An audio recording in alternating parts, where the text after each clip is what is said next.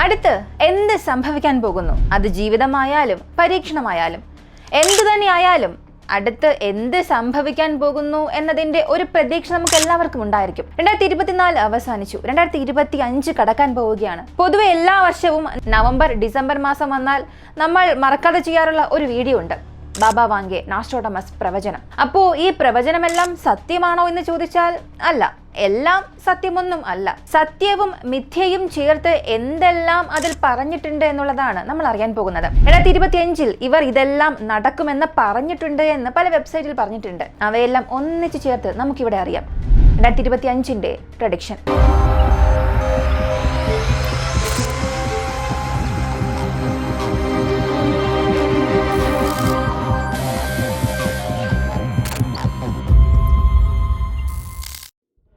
പ്രവചനം എന്ന് പറയുമ്പോൾ തന്നെ പോയ വർഷത്തെ ബാബ വാങ്ക നാസ്ട്രോഡമസ് പ്രഡിക്ഷൻസ് ഒക്കെ നമ്മൾ സംസാരിച്ചിട്ടുള്ളതാണ്. അതൊക്കെ നിങ്ങൾക്ക് എടുത്തു നോക്കാം. ഇവ രണ്ടും കാണുമ്പോൾ ഏകദേശം ഇതിൽ എല്ലാം നടന്നതുപോലെ തന്നെ ഉണ്ടല്ലോ എന്നുള്ള നിങ്ങളുടെ ചിന്ത എന്നെ കൊണ്ട് മനസ്സിലാക്കാൻ സാധിക്കുന്നുണ്ട്.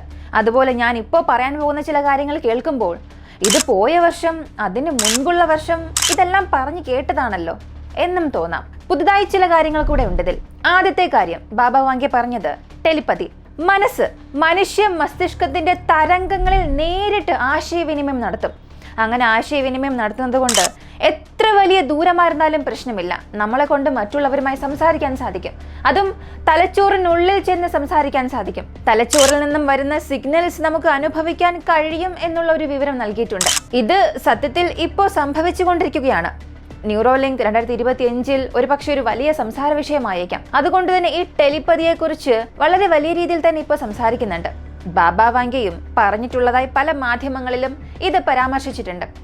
അപ്പോൾ ടെലിപ്പതി സാധ്യമാണോ ഇല്ലയോ എന്ന് ചോദിക്കുമ്പോൾ തീർച്ചയായും ഇത് സാധ്യം തന്നെയാണ്. അതും മനുഷ്യ മസ്തിഷ്ക തരംഗങ്ങൾ വഴി ആശയവിനിമയം നടത്താൻ കഴിയുമോ എന്ന് ചോദിച്ചാൽ അങ്ങനെയുള്ള ഉപകരണങ്ങൾ, ചിപ്സെറ്റൊക്കെ ഇപ്പൊ കണ്ടുപിടിച്ചിട്ടുണ്ട്. എത്ര വലിയ പ്രശ്നമായാലും മനുഷ്യ ശരീരത്തിൽ ചില ഭാഗങ്ങൾ പ്രവർത്തിക്കുന്നില്ല എങ്കിൽ പോലും അതിനെ ഉത്തേജിപ്പിക്കാനും അതെങ്ങനെയെല്ലാം പ്രതികരിക്കണം എന്നുള്ളതിന്റെ ബ്രെയിൻ വേവ്സ് എല്ലാം നമ്മളെ കൊണ്ട് ട്രിഗർ ചെയ്യാൻ സാധിക്കും.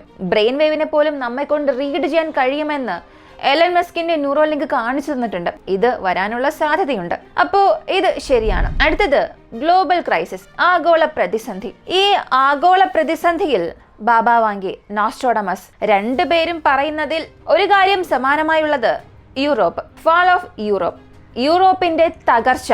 ഇത് വളരെ വലിയ രീതിയിൽ ഉണ്ടാകും എന്നും പറയുന്നു. 2025 അതതിന്റെ കൊടുമുടിയിലേക്ക് എത്തുമെന്നും പറയുന്നു. യൂറോപ്പിന്റെ വീഴ്ചയുടെ കൂടെ തന്നെ അവിടെ മതപരിവർത്തനം അധികമായി ഉണ്ടാകുമെന്നും പറയുന്നു. പറഞ്ഞു വന്നാൽ യൂറോപ്പിന്റെ തകർച്ചയായിരിക്കും ആഗോള പ്രതിസന്ധിക്ക് ഒരു കാരണമാവുക എന്നും പറയുന്നു. ഒരു വലിയ യുദ്ധം യൂറോപ്യൻ യൂണിയൻ രാജ്യങ്ങളിൽ വരും എന്നും പറഞ്ഞിട്ടുണ്ട്.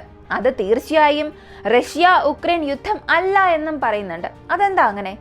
ഇത് ഒരു വിചിത്രമായ കാര്യം തന്നെയല്ലേ? ഇതൊരു പക്ഷേ സംഭവിച്ചില്ലെങ്കിൽ എന്തായിരിക്കും നടക്കുക? ഇത് സത്യമെന്ന് കാണിക്കാൻ നമ്മുടെ പക്കൽ തെളിവൊന്നും തന്നെ ഇല്ല. പക്ഷെ ഏത് മാധ്യമം എടുത്തു നോക്കിയാലും ഈ ഒരു വാർത്ത കാണാൻ സാധിക്കും. അങ്ങനെയാണെങ്കിൽ യൂറോപ്പ് തീർച്ചയായും തകരും. അങ്ങനെ തകർന്നതിന് ശേഷം അവിടെയുള്ള രാജ്യങ്ങൾക്കിടയിൽ പ്രശ്നങ്ങൾ ഉണ്ടാകും. അങ്ങനെ വന്നാൽ അത് ആർക്കായിരിക്കും നേട്ടമായി മാറുക? ഏഷ്യൻ രാജ്യങ്ങൾക്ക് അതൊരു നേട്ടമായി മാറും. അപ്പോ ഇവരുടെ പ്രവചനം ശരിയായി നടക്കുകയാണെങ്കിൽ, യൂറോപ്പ് വീഴാൻ പോവുകയാണെങ്കിൽ അവിടെ ഒരു വലിയ പ്രശ്നം വന്നാൽ ഏഷ്യക്ക് അവിടെ ചെറിയൊരു സ്കോപ്പ് ഉണ്ട്. അതുപോലെ പ്രകൃതി ദുരന്തം വലിയ രീതിയിൽ ഉണ്ടാകുമെന്നും പറയുന്നു. ഒരു സമ്പൂർണ്ണ നാശത്തിന്റെ തുടക്കമായി 2025 മാറും എന്നും പറയുന്നു. പക്ഷെ എനിക്ക് തോന്നുന്നത് 2025 ഈ വൻ നാശത്തിന്റെ തുടക്കമായിരിക്കില്ല. ഇതിനകം തന്നെ നമ്മുടെ രാജ്യം നാശത്തിലേക്ക് കുതിച്ചുകൊണ്ടിരിക്കുകയാണ്. 2024 എടുത്തു നോക്കിയാൽ വളരെ ഹോട്ടസ്റ്റ് ഇയർ ആയിരുന്നു 2024. പല സ്ഥലങ്ങളിലും അത് രജിസ്റ്റർ ചെയ്തിട്ടുണ്ട്. അതേസമയം കൊടുങ്കാറ്റ്, മഴ, വെള്ളപ്പൊക്കം, പട്ടിണി ഇതിനൊന്നും യാതൊരു പഞ്ചവുമില്ലായിരുന്നു. ഒരുപാട് രാജ്യങ്ങൾ കൊടുങ്കാറ്റ്, മഴ, വെള്ളപ്പൊക്കം, ഭൂമികുലുക്കം ഇവയെല്ലാം കാരണം കഷ്ടപ്പെടുന്നുണ്ട്. വലിയ വലിയ ഭൂകമ്പങ്ങൾ നമ്മെ ഭയപ്പെടുത്തിയിട്ടുണ്ട്. അങ്ങനെയാണെങ്കിൽ 2025 ഈ നാച്ചുറൽ ഡിസാസ്റ്ററിന് യാതൊരു പഞ്ചവും കാണില്ല. അത് കൂടാനുള്ള സാധ്യത മാത്രമേ ഉള്ളൂ. ഇത് രണ്ടുപേരും പറഞ്ഞിട്ടുണ്ട്. അടുത്തത് കാലാവസ്ഥാ വ്യതിയാനമാണ്. പ്രകൃതി ദുരന്തം എന്നത് ഒരു വലിയ നാശമാണെങ്കിൽ പോലും കാലാവസ്ഥാ വ്യതിയാനം അതിന്റെ ഉച്ചസ്ഥായിയിൽ 2025 എത്തും. അതേസമയം പ്രധാനപ്പെട്ട തീരുമാനങ്ങളും ചില അഭിപ്രായ വ്യത്യാസങ്ങളും പല രാജ്യങ്ങൾക്കിടയിൽ വരാം എന്നും ഒരു പ്രവചനം പറയുന്നു. സത്യം പറഞ്ഞാൽ ഇത് ഗൂഗിൾ ചെയ്ത് നോക്കിയാൽ തന്നെ നമുക്ക് മനസ്സിലാകുമല്ലോ എന്നൊരു പക്ഷെ നിങ്ങൾ ചോദിക്കാം. ഇതൊക്കെ സംഭവിക്കുന്നുണ്ട്. 2025 ഈ കാലാവസ്ഥാ വ്യതിയാനത്തെക്കുറിച്ച് പല രാജ്യങ്ങളും ജനങ്ങളും സംസാരിക്കുമെന്നതിൽ യാതൊരു മാറ്റവുമില്ല. അപ്പോൾ ഗ്ലോബൽ പ്രതിസന്ധി വരാൻ പോവുകയാണ്, പ്രകൃതി ദുരന്തം വരാൻ പോവുകയാണ്. എന്നാൽ ഇവയുടെ എല്ലാം അടിസ്ഥാനമായി മാറുന്നത് ഈ കാലാവസ്ഥാ വ്യതിയാനമായിരിക്കും. കാലാവസ്ഥാ വ്യതിയാനം സംഭവിക്കുകയാണെങ്കിൽ ഒരു ദുരന്തം സംഭവിക്കും. ദുരന്തം സംഭവിച്ചാൽ തീർച്ചയായും പല രാജ്യങ്ങൾക്കിടയിൽ പ്രശ്നങ്ങൾ വികസിക്കാൻ അവസരമുണ്ട്. അടുത്തത് ഊർജ്ജ സ്രോതസ്സാണ്. ഈ ഊർജ്ജ ഉറവിടത്തിൽ പുതിയ കണ്ടുപിടുത്തം ശാസ്ത്രജ്ഞന്മാർ കണ്ടെത്തും. ഇത് പോയ തവണയും നമ്മൾ പറഞ്ഞിരുന്നതാണ്. അതേ വാർത്ത തന്നെ ഇപ്പോഴുള്ള പ്രവചനത്തിലും കാണാൻ കഴിഞ്ഞു. ഇത്തവണയും അവർ പറഞ്ഞിരിക്കുന്നത് മനുഷ്യന് കൃത്യമായി നൽകാൻ കഴിയുന്ന ഊർജ്ജ സ്രോതസ് അത് കണ്ടുപിടിക്കും. ഒരു മഹത്തായ കണ്ടുപിടുത്തമായിരിക്കും അത്.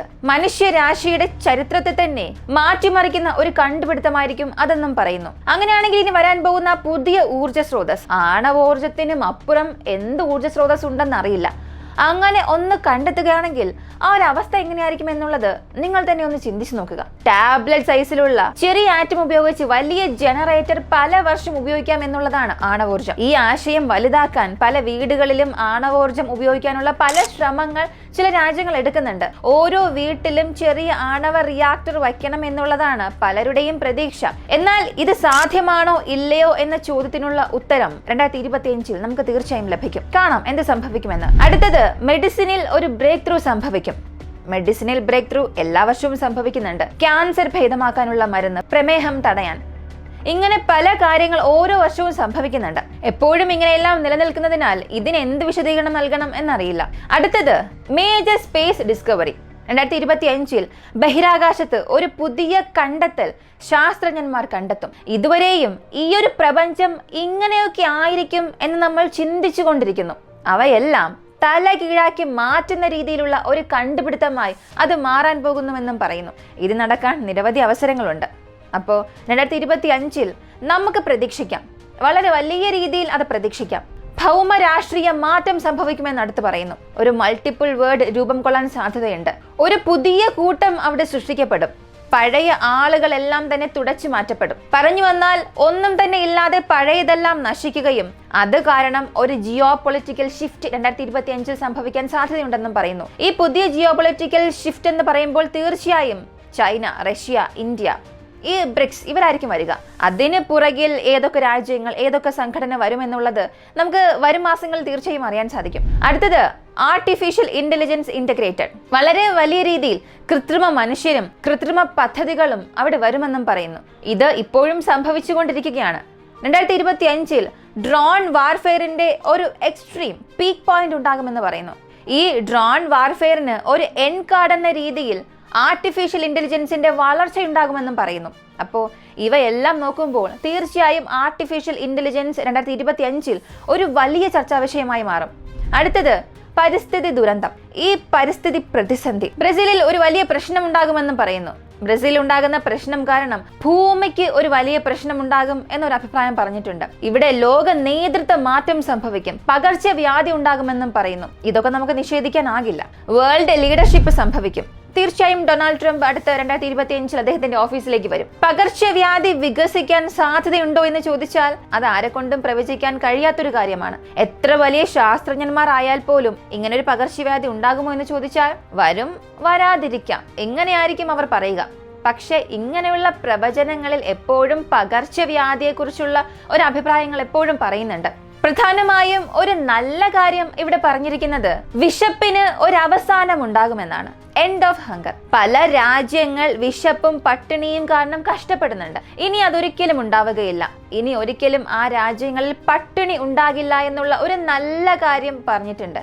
അതുപോലെ തന്നെ ഏൻഷ്യൻ പ്ലേഗ് വരാനുള്ള സാധ്യതയുണ്ടെന്നും പറയുന്നു. അത് തിരികെ വരാനുള്ള സാധ്യതയുണ്ട്. ഇപ്പോ മഞ്ഞുകട്ടയെല്ലാം ഉരുകിക്കൊണ്ടിരിക്കുകയാണ്. അപ്പോൾ ഈ സാഹചര്യത്തിൽ പഴയ സൂക്ഷ്മാണുക്കൾ ഭൂമിയിലേക്ക് തിരികെ വരാൻ സാധ്യതയുണ്ട്.